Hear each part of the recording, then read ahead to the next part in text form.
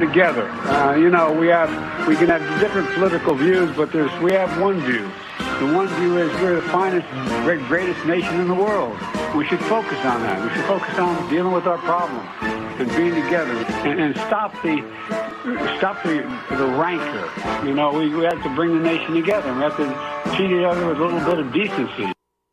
President Biden stressing the push for unity this Thanksgiving, a far cry from his own campaign guide for handling your family's MAGA nonsense over the holidays. Yeah, it's unbelievable to give a whole rundown of how to be rude to your person in your family who disagrees with you. Fox News contributor Tyrus is never rude. He's here to react. Tyrus, great to see you. First of all, what about the mixed messages we're getting on Thanksgiving? How about just for one saying, hey, let's take the day off. Let's leave politics outside in the mailbox and we'll get back to it on Friday. But this is the problem with them. And it was basically a bunch of lies. I mean, it was ridiculous. They were bragging about inflation. I wouldn't brag about something that's a 4-decade high. This Thanksgiving was a little cheaper than last year's Thanksgiving, but they're both record highs compared to the last 4 years. So it's just ridiculous, the stuff. They act like we weren't doing the shopping, like we weren't buying the turkeys and the eggs and the potatoes and the sweet potatoes. The bills were high this year. It was tough. People had to make a lot of decisions, whether about traveling and the food and stuff. So the fact that they're still playing these dumb games, like the American people have got to be smarter than this. Yeah, it's so true. And I was reading one of the comments. It's funny you said that because one person said, or you could put politics aside for one day and enjoy the company of your loved ones.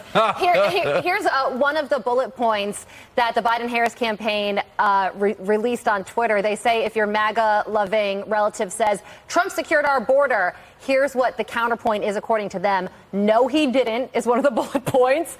All he did was separate families, put children in cages, and leave behind a broken immigration system for Joe Biden to clean up. Right. Now, if he's reelected, he's promising to make it worse. But given one of the responses that I just read to you, and there's so many other ones, it looks like this is backfiring.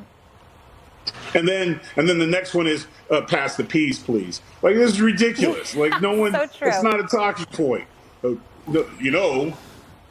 Trump closed the border. No, he didn't. I mean, that's just, it's complete. And it's the other previous presidents had the same policy at the border. That's why it wasn't a complete nightmare like it is now. How about just saying, let's not talk about this during Thanksgiving. Let's talk about the football games. Let's talk about the family, or talk about our kids, because there's a chance for everyone to see the kids, how much they're growing and running around and stuff. Like mine decided to go camping outside. So, we had that. My daughters were camping outside, and I was focused on that. I wasn't talking politics. That's cute. That's so cute. Your kids are camping in the backyard. Tyrus, Yes, here's the deal, man. You understand as well as anybody. You were just in my hometown where I live doing one of your amazing shows. No matter where you go, how rural, how city, there's people that have different views, that just believe different things, yet they live among each other, somehow work together, sit down and eat food together.